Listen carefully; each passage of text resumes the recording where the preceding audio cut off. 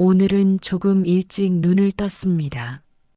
창문 틈으로 들어오는 빛이 방 한쪽을 조심스레 만지더군요. 마치 오래된 앨범을 펼칠 때처럼 한 장 한 장 지문이 남지 않도록 모서리를 잡고 넘기는 마음으로요. 나는 오늘도 당신에게 편지를 씁니다. 구독자라고 부르는 당신이지만 이 시간만큼은 낯선 친구에게 말을 건네듯 쓰고 싶습니다. 당신이 내 말을 다 이해하지 않아도 괜찮습니다. 느린 문장은 흘러가다 보면 자연히 닿을 곳에 닿는 법이니까요. 나는 예전부터 오늘이라는 말을 좋아했습니다. 어제는 이미 접힌 페이지이고 내일은 아직 잉크가 마르지 않은 종이 같아서 손을 대면 번질 것만 같거든요. 그래서 나는 오늘만을 다루기로 합니다. 오늘 마신 차의 향, 시장 골목의 바람, 모서리가 닳아 부드러워진 다이어리 표지, 댓글 창에 반짝이는 낯선 이름들. 그것들이 모여 비로소 내가 하루를 살았다는 증거가 되겠지요. 침대에서 일어날 때 무릎이 잠깐 말썽을 부렸습니다. 나는 웃으며 무릎을 다독였습니다. 괜찮아. 오늘은 달리지 않아. 천천히 걸으면 돼. 그렇게 스스로에게 말을 건네면 몸이 먼저 믿고 따라오곤 합니다. 시계를 보니 아직 해가 높지 않았습니다. 주방으로 향하는 발걸음에 작은 삐걱임이 섞여 들렸고 나는 그 소리마저도 오늘의 일부로 받아 적기로 했습니다. 주전자 뚜껑을 열 때 나는 늘 마음도 함께 연다고 생각합니다. 끓는 물의 소리는 작은 합창 같아서 바닥 쪽에서부터 잔잔히 올라오는 미세한 공기의 울림이 귀를 간지립니다. 당신과 이 소리를 함께 듣는다고 상상하면 부엌의 아침이 혼자가 아니게 됩니다. 부엌 창문 밖으로는 붕꽃이 아직 닫힌 채 흔들리고 있었습니다.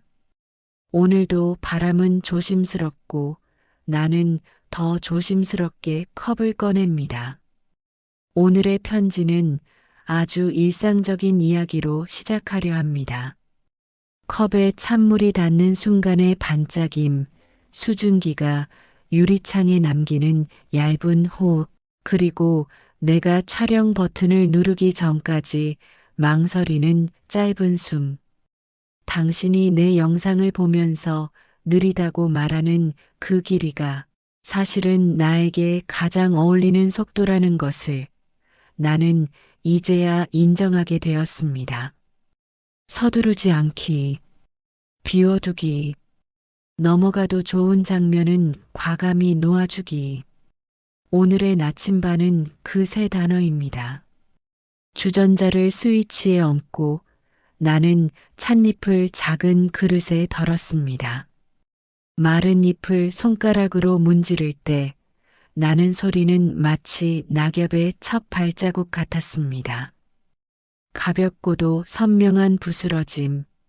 나는 그 소리를 좋아합니다. 나이를 먹을수록 귀가 더 섬세해진다는 말을 믿게 되었습니다. 젊을 때는 들리지 않던 소리들이 요즘은 먼저 나를 찾아옵니다. 창틀 위에 먼지가 얇게 쌓여 있는 것도, 햇빛이 먼지 위를 천천히 건너가는 것도 모두 소리로 느껴집니다. 물이 끓기 시작하면 나는 컵을 미리 데웁니다.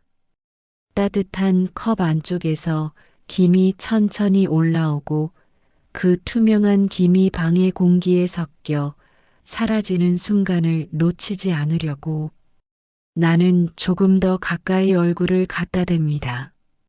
안경이 희미하게 흐려지고 나는 그 흐림을 닦지 않고 잠시 그대로 둡니다. 세상과 나 사이에 생기는 얇은 베일.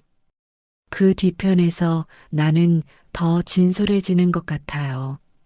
화면 앞에 설 때도 나는 먼저 나 자신과 이런 얇은 거리를 확인합니다.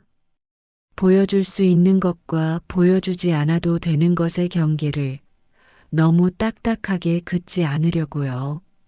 찻잎 위로 물을 붓는 동안 나는 오늘의 촬영 목록을 머릿속으로 정리했습니다. 컷의 순서는 대체로 어제와 같을 것입니다. 차 우려내기, 창문 열기, 빛을 맞는 식물들, 삼각대 펼치기, 버튼을 누르기 전에 손을 잠깐 떼고 웃는 표정 하나, 그리고 댓글 읽기. 같은 일상이라도 오늘의 온도는 분명 다를 테니까요. 나는 그 차이를 기록하고 싶습니다. 똑같은 작은 언덕을 매일 오르내리듯 숨이 가빠지지도 그렇다고 너무 남지도 않게. 차양이 방을 가득 채우자 나는 창문을 열었습니다. 딸깍 잠금 장치가 풀리는 소리가 한 번 났고 이어서 바람이 살짝 안으로 들어왔습니다. 바람은 언제나 먼저 냄새를 보냅니다. 젖은 흙, 오래된 나무, 이웃집에서 구운 토스트의 그 으름, 먼 길을 돌아온 고양이의 털 냄새 같은 것들. 나는 그 모든 냄새들을 한꺼번에 들이마시고 조금씩 분리해서 마음속 서랍에 넣습니다. 촬영할 때 그 서랍을 열면 카메라 렌즈에도 냄새가 스민 듯한 표정이 담기곤 하니까요. 커튼이 천천히 흔들릴 때 나는 무릎에 무게를 옮겨 앉았습니다. 오늘은 다리를 조금 더 편하게 놓아도 되겠다는 생각이 들었습니다. 한때 나는 이 무릎 때문에 길을 포기하던 날들이 있었지요. 하지만 카메라를 들고 걷기 시작하면서 길은 다시 내 편이 되어 주었습니다. 렌즈가 길을 기억하고 나는 렌즈의 기억을 빌려서 걷습니다. 바람은 오늘도 얌전하고 나의 호흡도 얌전합니다. 차를 한 모금 마시고 나는 조용히 메모장에 적었습니다. 오늘의 시작 물 끓는 소리, 바람의 냄새. 창문을 닫지 않고 그대로 두었습니다. 종일 열어두는 건 아니지만 오전의 바람은 대체로 예의가 바릅니다. 들어올 때도 조용히 들어와서 나갈 때도 흔적을 크게 남기지 않습니다. 나는 그런 손님을 좋아합니다. 화면 앞에서도 그렇습니다. 과한 조명이 아니라 창문에서 흐르는 자연광이 내 얼굴의 주름을 부드럽게 감싸줄 때 나는 카메라와 화해합니다. 주름은 나의 지형이고 지형을 숨기지 않기로 합니다. 오늘의 나도 어제의 나도 조금씩 다른 표정을 지으면서 같은 장소를 지나갑니다. 식탁 위에 작은 삼각대를 올려놓고 다리를 천천히 폈습니다. 한쪽 다리가 조금 뻑뻑해서 손가락으로 관절을 돌려주듯 움직였더니 금속이 낮게 울리는 소리가 났습니다. 나는 그 소리를 길게 듣고 렌즈캡을 벗겼습니다. 빨간 점이 조용히 숨쉬고 있었습니다. 그 작은 점을 바라보면 마음이 조금 빨라지곤 합니다. 촬영을 시작하기 전 나는 반드시 손가락을 한번 펴고 줍니다. 오른손 검지의 관절이 예전보다 느리게 움직이지만 느림이 꼭 나쁠 것은 없다는 것을 나는 배웠습니다. 프레임을 고르는 일은 아직도 어렵습니다. 부엌의 선반, 벽시계, 냄비 받침, 다이어리, 찻잔, 그리고 창문. 어느 것 하나 빼놓기 어려운 것들 사이에서 나는 오늘의 주인공을 정해야 합니다. 화면이 말수가 적을수록 보는 사람의 이야기가 더 많이 들어오는 법이니까요. 그래서 나는 프레임을 단순하게 유지합니다. 하얀 컵, 부드러운 커튼, 그리고 내 손. 오늘은 손이 주인공이 되겠다고 나는 마음속으로 결정을 내렸습니다. 촬영 버튼을 누르려다 나는 잠깐 멈췄습니다. 멈춤은 나에게 일종의 기도입니다. 지나온 날을 향해 작은 인사를 하고 아직 오지 않은 시간에게도 미리 양해를 구하는 순간 조금 서툴러도 괜찮지? 나는 속으로 묻습니다. 그러면 빨간 점이 대답하는 듯합니다. 천천히 해도 돼. 그 용기를 들고 나는 버튼을 눌렀습니다. 카메라는 약속을 잘 지키는 친구라서 내가 시작한다고 말하면 묵묵히 기록하기 시작합니다. 화면에서 손이 움직입니다. 컵을 잡고 창문을 만지고 다이어리를 열어 날짜를 확인하고 글씨를 천천히 쓰는 손. 나는 내 손을 보면서 오래전 엄마의 손등을 떠올렸습니다. 설거지를 마치고 물기를 닦아내던 엄마의 손은 주름이 많았지만 언제나 따뜻했습니다. 그 손이 내 등에 얹어지던 밤의 온도를 나는 잊지 못합니다. 지금 내 손이 렌즈에 담길 때 그 온도가 화면 너머로도 전해질 수 있다면 좋겠습니다. 보기만 해도 마음이 덮여지는 손.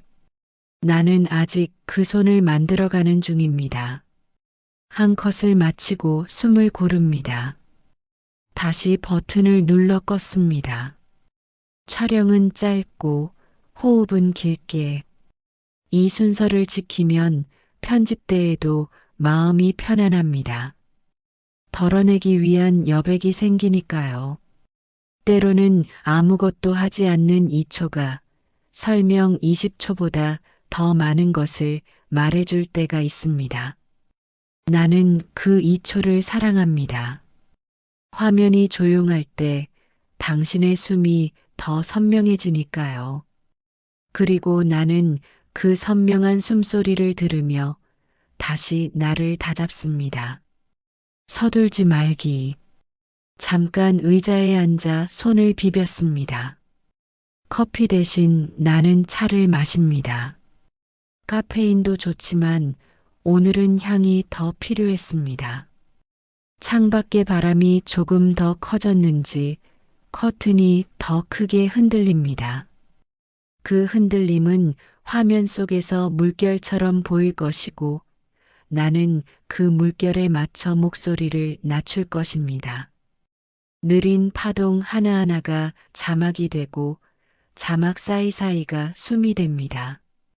촬영은 그렇게 내가 오늘의 속도를 배우는 수업이기도 합니다. 촬영을 마치고 나는 휴대폰을 손에 들었습니다. 화면에 작은 등불처럼 알림이 떠 있습니다. 새로운 댓글, 새로운 이름.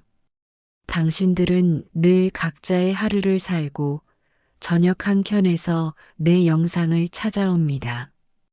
간혹 새벽 2시에 고백이 도착할 때도 있습니다.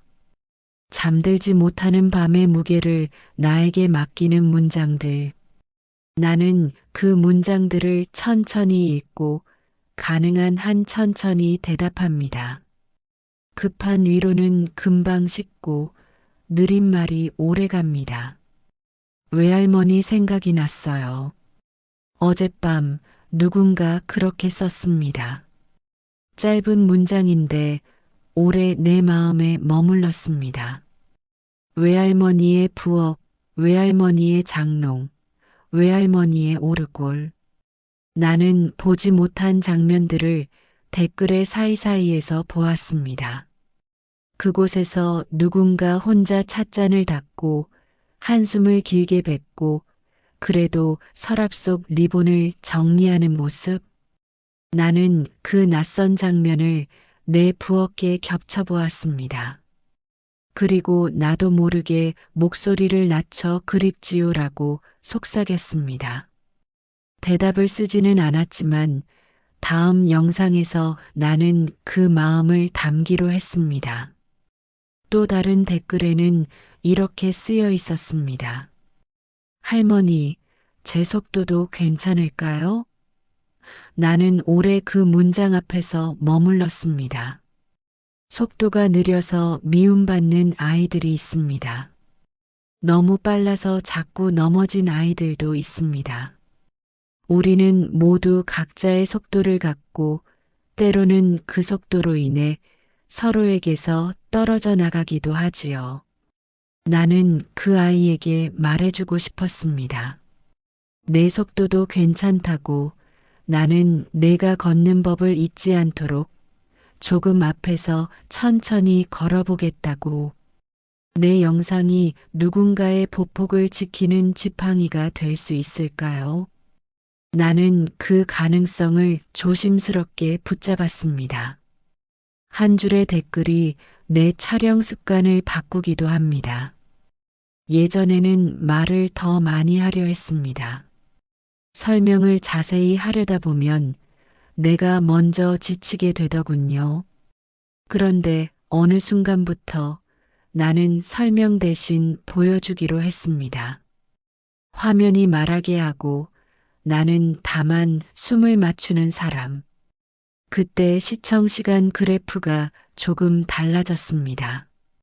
초반 이탈이 줄고 끝까지 남아주는 사람들이 늘었습니다. 그래프의 파란 선이 내 마음을 들어 올렸습니다. 데이터가 감정이 될 수 있다는 것을 이 나이에 새삼 배우고 있습니다. 댓글을 읽다 보면 가끔은 혼자 울기도 합니다. 주방 쪽으로 얼굴을 돌려 눈물을 훔치고 다시 자리에 앉아 키보드를 천천히 두드립니다. 고마워요. 당신의 하루를 응원합니다. 그 말들이 화면 너머를 건너가 누군가의 손등에 닿기를 나는 상상합니다. 손등은 따뜻한 곳입니다. 혈관이 가까워서일까요? 누군가 그곳을 쓸어주면 마음이 먼저 뜨거워집니다. 나는 손등의 온도만큼이나 확실한 위로를 아직 찾지 못했습니다. 그러니 내 영상 속에서 내 손이 자주 등장하는 이유를 당신은 이제 알겠지요. 저녁이 가까워오면 빛은 방 안에서 뒤로 물러납니다. 그럴 때면 나는 조도를 조금 올려 화면의 노이즈를 줄입니다. 화면이 깨끗해지는 만큼 문장도 정제됩니다. 서랍에서 오래 접어둔 편지들이 나옵니다. 과거의 나에게 보낸 편지, 앞으로의 나에게 보낸 편지, 아직 주소가 적히지 않은 편지. 댓글을 읽고 나면 나는 꼭 편지를 정리합니다. 글씨의 경사와 잉크의 농도를 보면서 어느 날에 내가 어떤 속도로 살았는지 알아볼 수 있거든요. 느린 날의 글씨는 넓고 둥글고 빠른 날의 글씨는 가늘고 다급합니다. 오늘의 글씨는 어떤 모양일까요? 나는 손가락 끝으로 종이의 섬유를 느끼며 다음 장면을 준비합니다. 문을 나서자 골목의 빛이 낮게 흐르고 있었습니다. 벽돌 담장 사이로 엉클어진 담쟁이가 초록의 강을 만들고 강 위로 바람이 얕게 지나가며 잔물결을 놓고 갔습니다. 나는 지팡이 없이도 걸을 수 있지만 속도는 늘 일정하게 유지하려 합니다. 빠르면 숨이 흐트러지고 너무 느리면 생각이 앞질러 달려가 버리거든요. 시장으로 가는 길의 첫 번째 횡단보도 앞에서 나는 항상 3초를 쉽니다. 신호가 바뀌기도 전에 마음의 신호부터 바꾸는 시간입니다. 천천히. 그렇지만 멈추지는 말자. 버스 정류장에서 버스가 지나갈 때 먼지가 아주 얇게 떠올랐습니다. 그 먼지마저도 저마다의 방향으로 흩어지고 나는 그 무작위가 좋았습니다. 삶이 꼭 가지런할 필요는 없다는 것을 먼지가 늘 보여줍니다. 시장 입구에서 나는 떡을 파는 아주머니에게 손을 흔들었습니다. 우리는 이름을 모릅니다. 대신 손짓을 압니다. 손을 흔드는 방식으로 안부를 주고받는 사이는 이름보다 오래 갑니다. 나는 떡 한 줌을 사서 천천히 씹었습니다. 쫄깃한 식감은 씹는 동안 마음을 한 곳에 묶어줍니다. 골목을 돌아 나오는데 누군가 내 이름을 불렀습니다.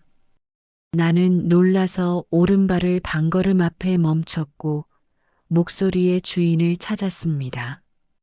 20살쯤으로 보이는 아이가 두 손을 앞에서 모은 채 서 있었습니다. 할머니, 저 구독자예요. 그 한마디에 나는 웃어버리고 말았습니다. 나는 늘 화면 앞에서만 당신을 상상했는데 오늘은 화면 밖에서 당신을 만났습니다. 아이의 눈빛은 햇빛을 받아 맑았고 나는 그 맑음 앞에서 말수가 줄었습니다. 우리는 카페에 들어가 따뜻한 차를 시켰습니다. 아이는 말이 빠르지 않았습니다. 단어와 단어 사이에 작은 쉼표들을 많이 넣는 사람.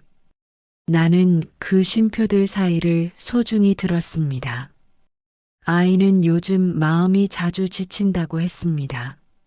학교의 과제, 시끄러운 대화, 자꾸만 놓치는 버스, 얼룩처럼 남는 비교의 그림자. 나는 아이를 보며 내가 그 나이였을 때의 손등을 떠올렸습니다.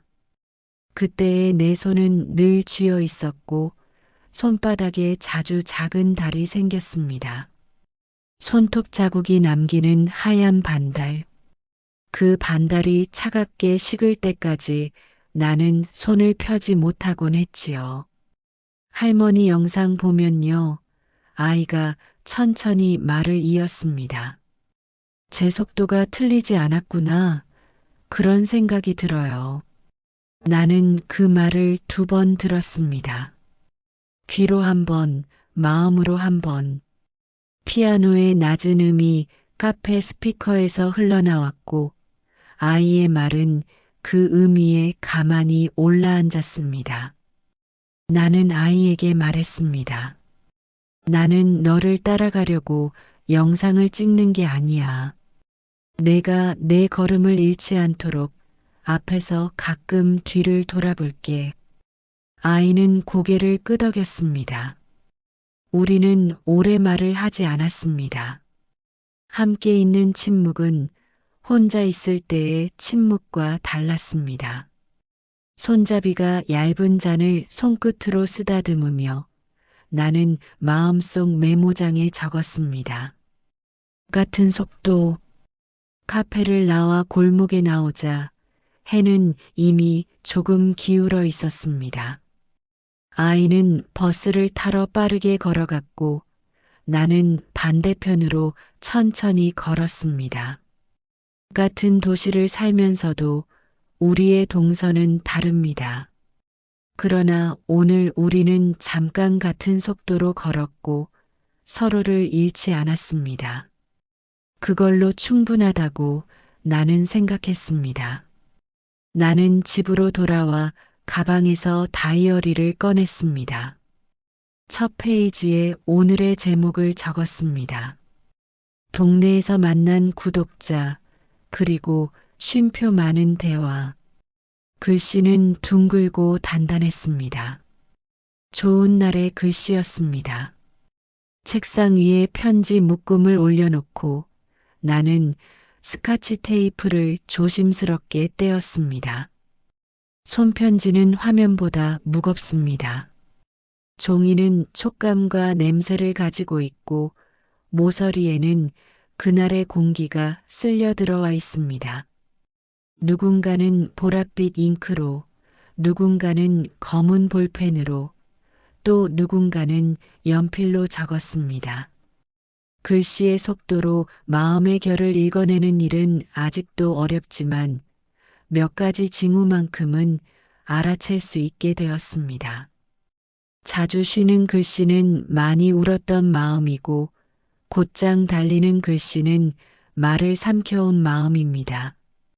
나는 그 마음들 사이를 천천히 걸었습니다. 한 통의 편지를 펼치니 얇은 사진이 한 장 끼워져 있었습니다. 오래된 부엌, 흰 타일, 둥근 시계, 그리고 조그만 라디오. 라디오에서 아마도 저녁 뉴스를 들었겠지요.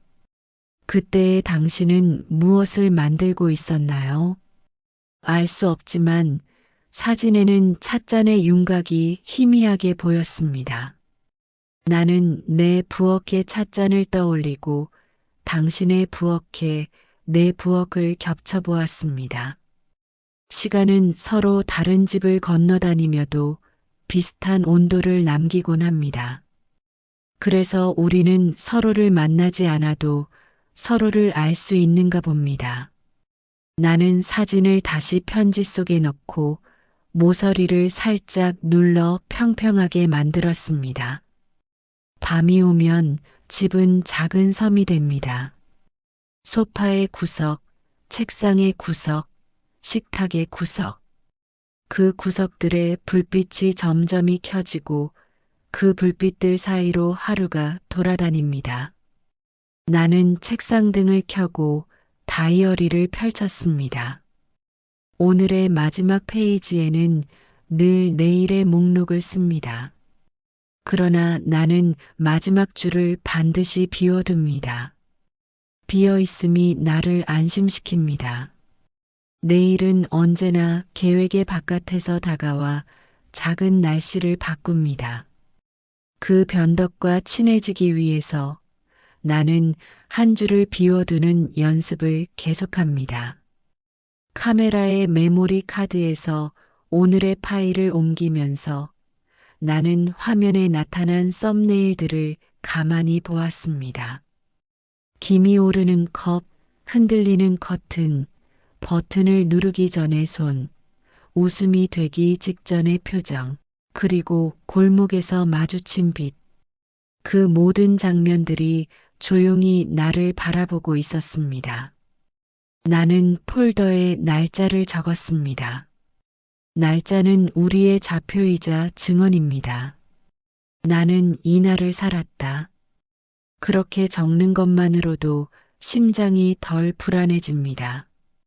오늘을 정리하면 내일은 덜 어둡습니다. 내가 카메라 앞에서 말수가 적은 이유를 이 편지의 끝에서야 설명하고 싶어졌습니다. 말은 때때로 벽이 되지만 침묵은 자주 문이 되거든요.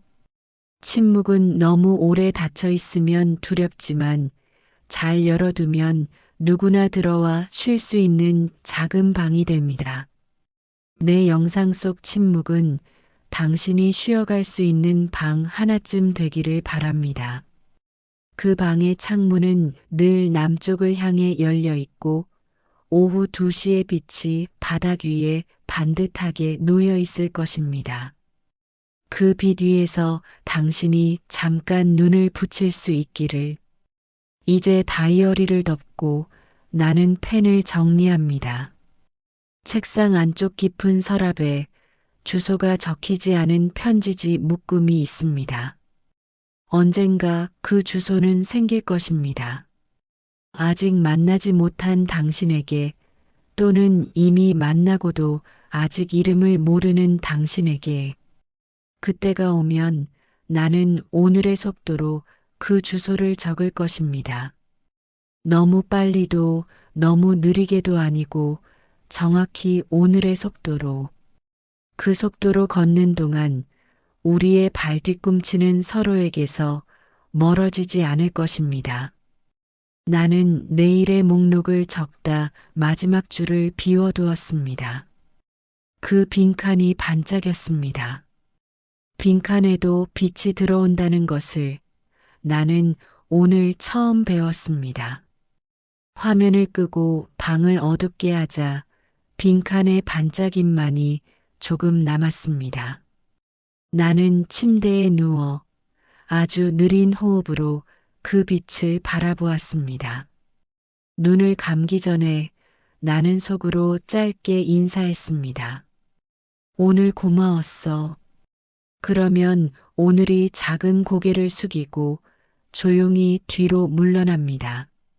내일이 문틈으로 들어오기 전에 그리고 마지막으로 당신에게 말하고 싶습니다. 당신의 속도도 괜찮습니다. 우리가 잠깐 서로의 속도를 맞춘 오늘을 나는 오래 기억할 것입니다.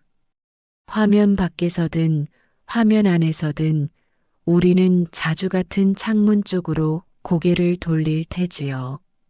바람이 들어올 때, 커튼이 천천히 흔들릴 때, 그 흔들림의 길이를 우리는 함께 셀 것입니다.